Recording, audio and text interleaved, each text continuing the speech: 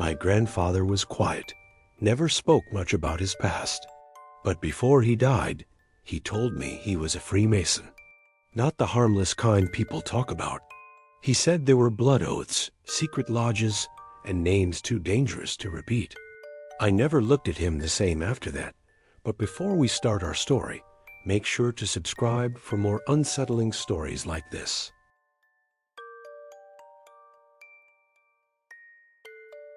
I didn't know much about my grandfather's past. He was always strict, always quiet. People in town respected him, but there was something secret about him. When he died in 2024, strange things began. At his funeral, a group of older men showed up.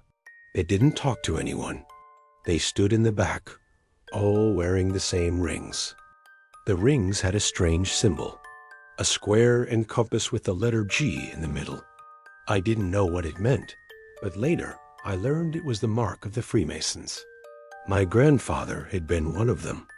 My family never talked about it, like it was forbidden. But after he passed, I started to notice things he left behind. The night before he died, he grabbed my wrist with surprising strength. His voice was weak but sharp. "Never go into the attic," he whispered. His eyes were serious, almost scared. I promised him I wouldn't, but deep down, I knew one day I would break that promise. After the funeral, I stayed in his house. It was an old wooden place, quiet but heavy, like the walls held secrets. That night, when everyone was gone, I heard something above me. A slow thump, then another. It was coming from the attic. His words echoed in my head, "Never go into the attic." The sound didn't stop. I told myself it was the wood settling, but it didn't feel like that. It sounded like footsteps. I barely slept. By morning, my curiosity had grown stronger than my fear. I pulled down the attic ladder, my hands shaking. The attic smelled like dust and old wood. Sunlight came through the tiny window, lighting boxes stacked in every corner. At first, it looked normal, but then I saw a wooden chest in the center. It was different, clean compared to everything else, almost like it had been used recently. The chest was locked with a heavy clasp, but the key was taped right to the side of it. My hands shook as I opened it. Inside were things I didn't understand. An old apron, a small dagger with symbols, and a book. The book looked the oldest. Its cover was black leather, cracked with age. I opened the book carefully. The first pages had writing in my grandfather's handwriting. It looked like a diary. The entries talked about meetings at the lodge, about secret oaths, and about power. He wrote names of people I recognized, town leaders, police chiefs. They had all been Freemasons too. The further I read, the darker it became. My grandfather described rituals where blood was spilled, but written in careful words, like he didn't want anyone outside to understand. He mentioned something called the blood oath. He wrote that once you take it, it follows your family forever. Then I read something that made my stomach twist. He wrote, "One day my grandson will find this book. He will understand the price of my silence. The oath will not die with me." I slammed the book shut. My hands were cold. How did he know I would read it?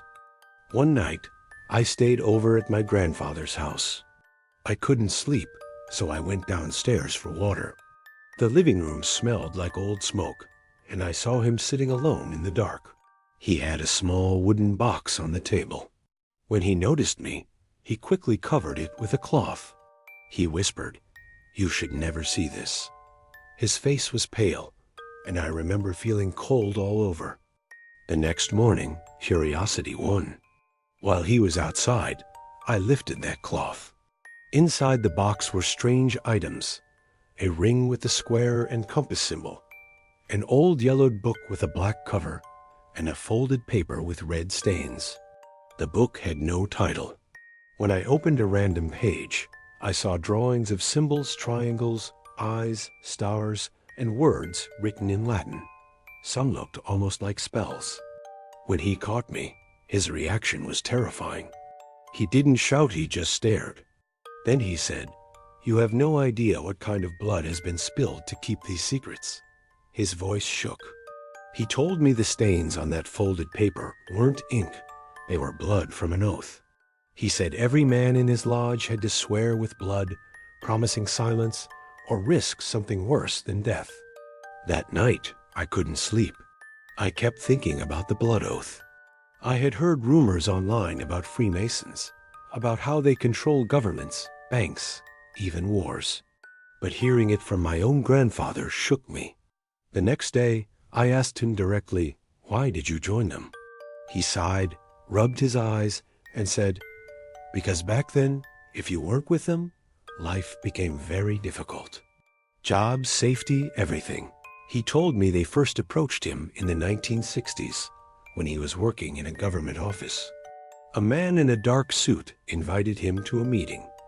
He thought it was about career, but instead they blindfolded him, led him into a hall, and made him kneel in front of symbols. He was asked to swear he would protect the brotherhood, even if it meant lying to his family. And when he cut his finger for the oath, he realized it wasn't just words. I asked what happened if someone broke the oath. He hesitated, then whispered, "They disappear. Some say accidents, some say suicides. But we know the truth." He told me about a man from his lodge in Lahore who tried to expose secrets. Weeks later, he was found drowned in his car engine running, doors locked from inside.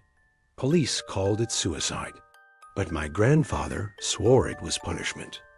The more he spoke, the more paranoid he became. He shut the curtains, lowered his voice, and checked the windows like someone was listening.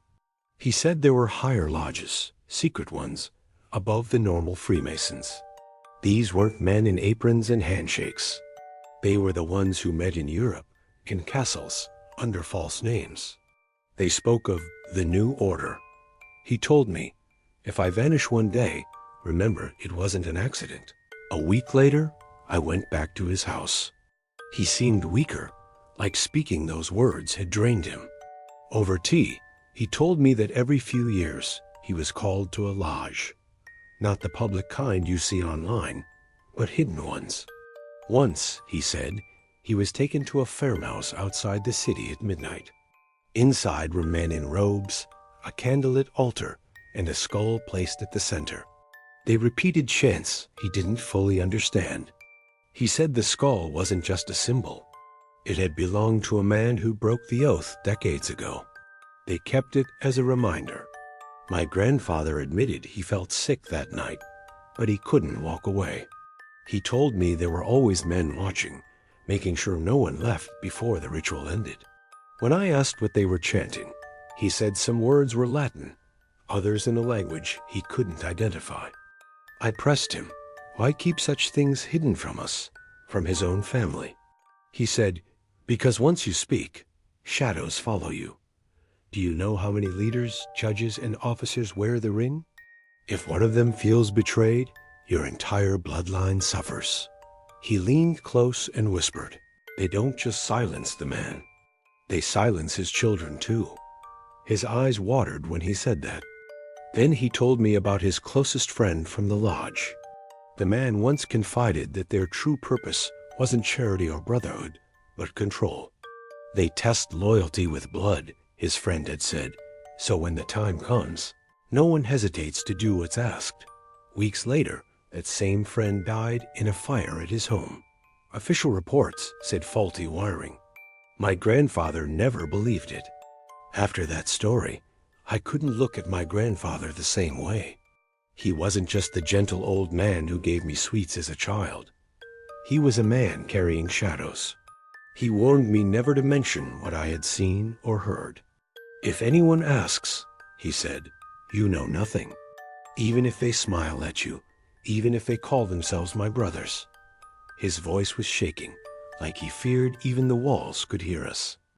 One evening, I asked him directly, "Grandpa, did you ever do something bad for them?" He went silent for a long time. Then he finally said, "I carried messages. I moved envelopes, sealed, heavy, always handed over in silence. I never opened them, but I knew they weren't harmless. Once, after delivering one, I read the newspaper the next day. A man had vanished, a banker. They called it kidnapping. I called it the price of loyalty. He confessed that when he was younger, he thought joining the lodge would bring him respect. And it did. He got promotions, protection, and friends in high places. But the higher he went, the more dangerous it became. He said some rituals weren't symbolic, they were real. He had seen animals sacrificed, and once he thought he saw a man tied up in a ceremony. I closed my eyes, he whispered, but his screams, they stayed with me. At this point, I was terrified just listening. I asked him, "Why are you telling me this now?" He looked at me with tired eyes and said, "Because secrets rot the soul, and I don't have much time left. When I die, someone may come looking for this box." He pointed to the wooden box again. "If they do, never hand it over. Burn it. Promise me." My hands trembled as I nodded. After that promise, I couldn't stop thinking about the box. What was inside could ruin lives or save them. That night, I opened it again when he was asleep. Alongside the ring and book, I noticed photographs. Old, faded pictures of men in suits standing in a circle. Some had their faces covered with masks. In the background, a large banner showed the all-seeing eye. My grandfather was among them, young and smiling. One photo chilled me most. It was taken in what looked like a dim hole. On the floor was a chalk-drawn symbol, a triangle with strange markings. In the middle stood a tall figure wearing a hood. Around him, the men knelt, heads bowed. On the back of the photo, in my grandfather's handwriting, it said, "Blood Night, 1971. I put it down quickly, my hands sweating. The next day, I asked him what the pictures meant. He grew pale. "You weren't supposed to see those," he whispered. Then, after a long pause, he admitted, "Every lodge has levels. The deeper you go, the darker it becomes." That night in 71, they made us swear never to question orders again. One man refused. He was dragged away. We never saw him again. I asked if they killed him. My grandfather's lips trembled. "I don't know," he said, but the screams lasted hours. He stared out the window, lost in memory. Then he whispered, "Sometimes at night, I still hear him." I couldn't believe what I was hearing. It felt like my entire family history was tied to blood and secrets I had never asked for. He tried to comfort me, saying not all brothers were evil. Some just want protection, connections to feel powerful, he said. But when you make a pact with wolves, you don't get to choose when they bite. I asked him if he ever tried to leave. He shook his head. Leaving is the same as betrayal, and betrayal means death. I stayed silent. I played my part. That night, he gave me one last warning. If a man with a ring ever asks you about me, deny everything. Don't even admit you're my blood. His hands shook as he spoke. Because they'll test you. And if you fail their test, you won't live to tell anyone. His words left me unable to sleep, staring at the ceiling, waiting for footsteps outside my door. Weeks later, my grandfather fell ill. While he lay in bed, he told me more stories about politicians secretly meeting in lodges, about decisions made in candlelit rooms that shaped entire nations. "Wars aren't accidents," he whispered. "They're tools. The brotherhood profits from both sides." I wanted to believe he was just an old man rambling, but the fear in his eyes told me otherwise. One night, he admitted something darker. "I saw men sacrifice not just animals," he whispered, his voice breaking. "I saw a child." He covered his face with his hands. I told myself it was a dream, but I still hear the crying, and the chanting never stopped. My stomach turned, and I wanted to run, but part of me knew if I left, I might never hear the full truth. I asked why he didn't go to the police. He laughed bitterly. The police? Many wear the ring themselves. Some lodges meet inside police stations, hidden in plain sight. You can't fight a system that owns the enforcers. His cough grew worse, but he kept talking, as if afraid that silence would bring shadows into the room. The night before he passed, he called me close. "There's something I never told anyone," he said. His voice was weak but urgent. Back in '85, I was ordered to deliver a letter. I didn't read it, but I found out later it carried the name of a journalist investigating us. Days later, that man was found dead in a car crash. Brakes failed. They said accident. But I knew. His eyes filled with tears.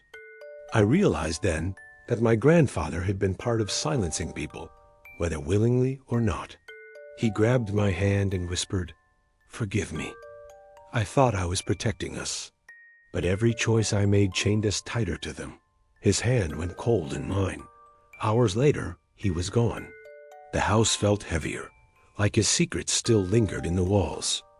After his funeral, I returned to his house to clear things. The box was still there. For a long time, I stared at it. Part of me wanted to burn it like he said, but another part wanted answers. So I opened it again. This time, I dug deeper and found another envelope hidden beneath the lining. Inside were names, dozens of them. Some I recognized, businessmen, judges, even politicians still alive today. The list had a title scrawled at the top, Lodge 322. My blood ran cold. I remembered hearing about Skull and Bones 322 in conspiracy videos. Could this be the same or connected? If so, my grandfather had been closer to global power than I ever imagined. My hands shook as I folded the paperback. If these names leaked, lives could be destroyed.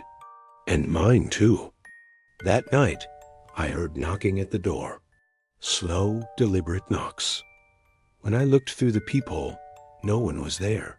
But on the ground lay a small card. On it was the square and compass symbol. Nothing else. I froze, my heart racing. Did they already know he had spoken to me? Were they watching me now? I never told anyone about the card. I locked the box away in a drawer and prayed no one would come asking. But sometimes when I walk in the market or on the street, I notice men with rings, simple rings with a compass and square. They glance at me too long, like they know something. And I always remember my grandfather's last words, "Deny everything." It's been months now. I still have the box. I still dream about his voice. Sometimes I hear footsteps at night, creaking on the stairs. Sometimes my phone rings once in cuts. No sound, no number. I don't know if it's paranoia or if the brotherhood has marked me. All I know is my grandfather's secret is now mine, and it's heavier than I can carry. If you ever hear someone dismiss the Freemasons as just a club, remember this. Power hides in plain sight. My grandfather's life was proof, and maybe, by telling his story, I've already broken the oath he warned me about. If anything happens to me, know it wasn't an accident. Sometimes I think about burning the box, like he told me. But I can't. Part of me wants the truth, even if it kills me. And maybe that's exactly how they trap you. Curiosity becomes a cage. My grandfather carried it his whole life. Now it's mine. Every creak in the floor, every shadow at the window. I wonder, are they here for me already? If you're hearing this, remember, secrets never die. They only pass from one hand to the next. My grandfather swore a blood oath. I never did, but silence is still eating me alive. So I'll ask you, would you carry the box or would you burn it? Think carefully. Some truths aren't meant to be known. If this story unsettled you, subscribe for more. And tell me, would you burn the box or keep it?